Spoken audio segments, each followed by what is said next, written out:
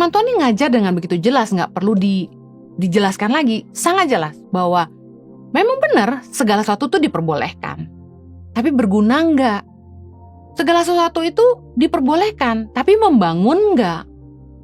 Ketika kita mau bikin keputusan apapun dalam hidup ini, kita mesti tanya apakah ini penting, apakah ini berguna, apakah ini membangun. Kalau nggak membangun nggak usah, kalau nggak berguna buat apa? Filipi 4 ayat 8.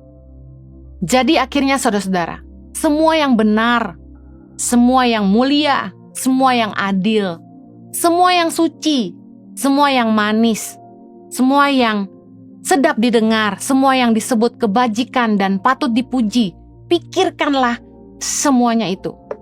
Nah, waktu kita mau ngambil keputusan, kita harus uji apakah yang kita buat ini benar, mulia, adil, suci, kebajikan, patut dipuji. Kalau enggak, jangan. Kalau enggak nambah nilai buat apa? Tidak semua ikan harus dimakan. Kita harus belajar tidak serakah. Tidak semua berkat itu untuk kita. Saya mau kasih contoh apa yang saya alami. Ada orang yang menawarkan tanah kepada kami. Kebetulan tanah ini letaknya di salah satu kota. Di salah satu kota yang saya tidak sebutkan ya, supaya tidak menyinggung siapapun. Nah, ketika diberitahukan kepada kami ingin menyumbangkan tanah ini buat Tangan Pengharapan. Saya bilang begini, kita tidak ada rencana untuk bangun sekolah di situ, kita tidak ada rencana untuk bangun sekolah berasrama di situ. Kalau harapan dari orang yang menghibahkan tanah ini adalah supaya kita bangun sesuatu di situ, maaf, kita tidak bisa. Nah, seringkali orang serakah. Wah, ini berkat buat saya. Saya mau bilang gini, tidak semua ikan harus dimakan. Belum tentu semua berkat itu untuk kita. Orang bisa saja salah. Lain cerita kalau misalnya tanah itu diberikan lalu terserah kita kalau mau dijual. Masalahnya orang itu berharap kita bangun di situ. Nah, saya katakan, sorry, kita nggak ada rencana untuk bangun sekolah berasrama di situ. Banyak aset berarti banyak pengeluaran. Kita nggak boleh serakah. Untuk apa kita terima, lalu kita nggak pakai juga. Kalau ada orang yang mau kasih kita sesuatu, kita juga harus berpikir apakah kita butuh. Karena ketika orang kasih kita sesuatu, itu akan ada pertimbangan lain, ada beban baru. Jangan sembarang terima kebaikan orang. Doa sungguh-sungguh apakah memang ini untuk saya. Waktu kita diberkati, kalau memang itu untuk kita, itu akan mendatangkan kebaikan buat kita.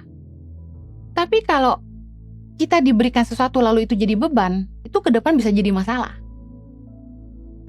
Ketika kita mau ngambil keputusan apapun, pastikan kita pertimbangkan baik-baik apakah nambah nilai buat hidup kita. Diajak teman melakukan sesuatu, nambah nilai nggak? Berguna nggak sih? Membangun nggak buat hidup kita? Kalau nggak nambah nilai buat hidup kita, jangan dilakukan. Yang keempat, waktu kita mau ngambil keputusan, pikirin apakah itu bermanfaat buat orang banyak. Kita harus mengutamakan nggak cuma kepentingan diri kita sendiri, kita juga harus mikir dampaknya buat orang lain di sekitar kita. Apa dampaknya buat keluarga kita? Filipi 2:4 bilang ini, dan janganlah tiap-tiap orang hanya memperhatikan kepentingannya sendiri, tetapi kepentingan orang lain juga. Waktu kita mau bikin keputusan apapun, pastikan kita mikir manfaatnya untuk kita dan untuk orang-orang di sekitar kita, terutama keluarga kita. Kita harus mikir dampaknya. Seringkali orang begitu egois ngambil keputusan, ya terserah saya yang akan ngadepin. No, kalau kita bikin keputusan, yang ngadepin bukan cuma kita. Contoh, kita nggak mau jaga kesehatan, kita nggak mau jaga makan. Jangan terlalu egois, karena dampaknya itu bukan cuma kita sendiri yang ngerasain, tapi keluarga kita, pasangan kita yang harus merawat kita waktu sakit, mereka juga harus dipikirin. Kurang lebih seperti itu. 1 Korintus 10:24 bilang ini, jangan seorang pun yang mencari keuntungannya sendiri, tetapi hendaklah tiap-tiap orang mencari keuntungan orang lain juga. Keputusan apapun yang kita buat dalam hidup kita nggak boleh selfish, karena tindakan kita, keputusan kita akan berdampak buat orang-orang di sekitar kita. Banyak orang yang cerdas, tapi mereka nggak mikir apakah karya mereka itu menguntungkan orang banyak, menguntungkan bangsa. Seringkali orang cuma cari untung buat diri sendiri, yang penting dia kaya. Tapi dia nggak peduli apakah produk yang dia jual meracuni masyarakat.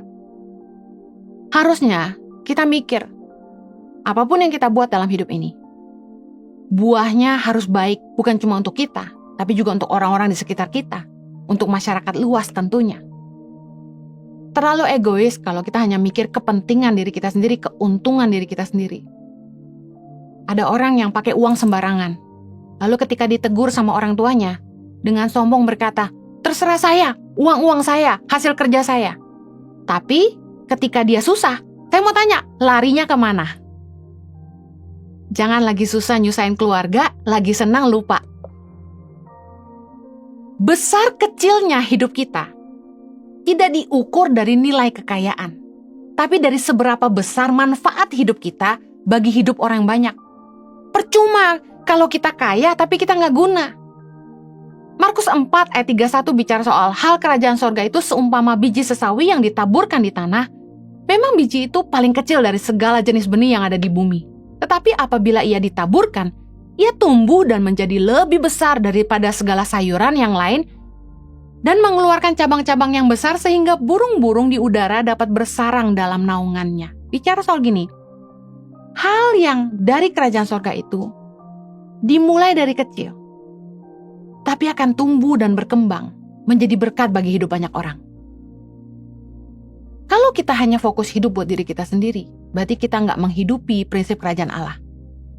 Justru hidup kita, sukses tidaknya hidup kita tuh nggak diukur dari kekayaan kita, tapi seberapa banyak manfaat yang kita bisa berikan untuk hidup orang banyak.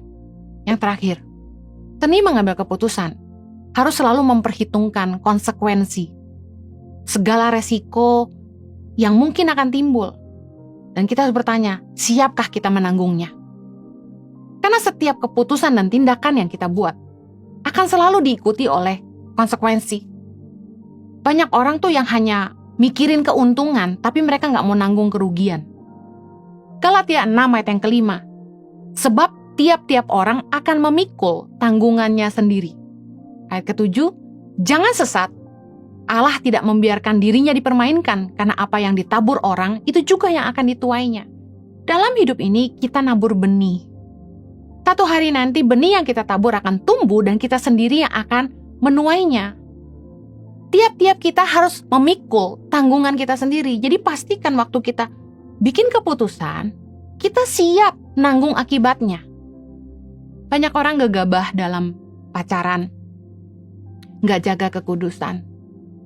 Lalu ketika hamil, pacarnya nggak tanggung jawab. Waktu pacaran ditegur, dinasehati, nggak mau dengar.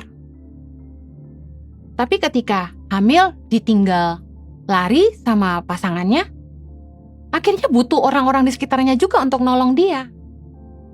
Makanya kita harus siap menanggung akibat dari keputusan yang kita buat. Jangan cuma mikir happy-happynya aja. Dalam hidup ini, selalu ada harga bayar, baik untuk keputusan yang salah maupun benar.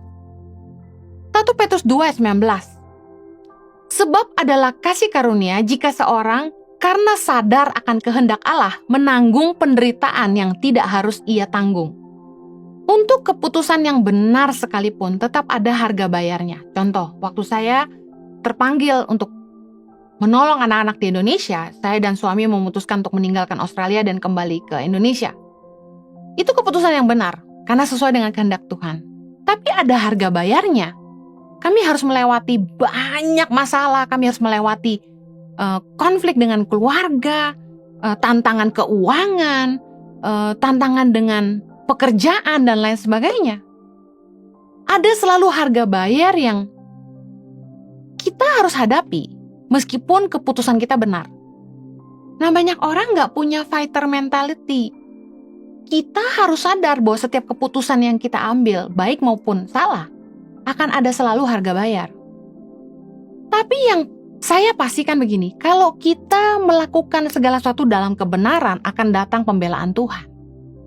Pertolongan Tuhan dan penyediaan Tuhan pasti akan selalu menyertai kalau kita melakukan kebenaran.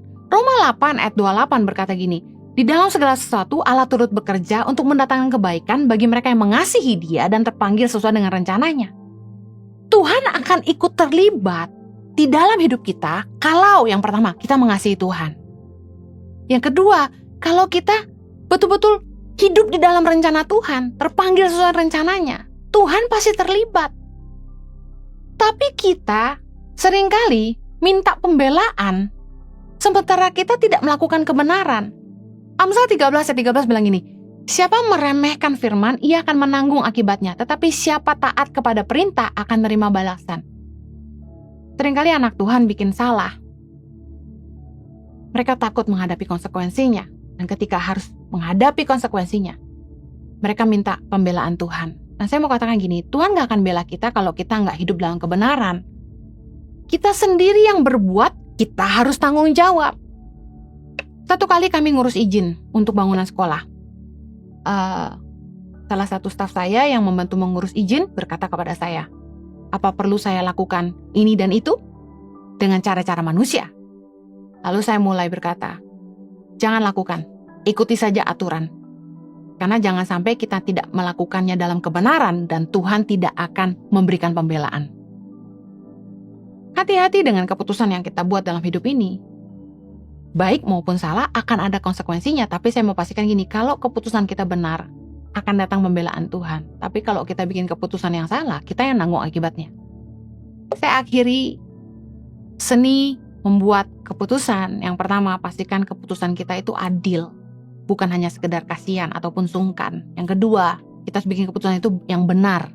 Sesuai hukum, aturan, kebenaran. Jangan sampai kita mengada-ngada dan berdusta.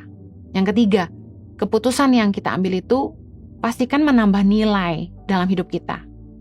Yang keempat, keputusan yang kita buat itu bermanfaat untuk hidup orang banyak, khususnya keluarga dan orang-orang di sekitar kita. Yang kelima, kita harus mengerti bahwa ada konsekuensi yang mengikuti setiap keputusan kita. Siapkah kita menanggung resikonya? Saya berdoa agar Roh Kudus senantiasa membimbing kita dalam mengambil keputusan biar roh takut akan Tuhan, senantiasa menjaga hati kita. Pertimbangan hati kita selalu dijaga Tuhan di dalam kebenaran. Mari kita berdoa. Bapa di sorga, tolong kami sebagai orang percaya supaya tiap kali kami bikin keputusan, kami gak sembarang bikin keputusan. Kami lakukan semuanya dengan penuh tanggung jawab. Tolong kami supaya pertimbangan hati kami dijaga Tuhan. Kami boleh punya roh takut akan Tuhan dan kiranya kebenaran firman selalu menjaga kami. Supaya kami boleh menghidupi sungguh-sungguh apa yang Tuhan mau buat kami.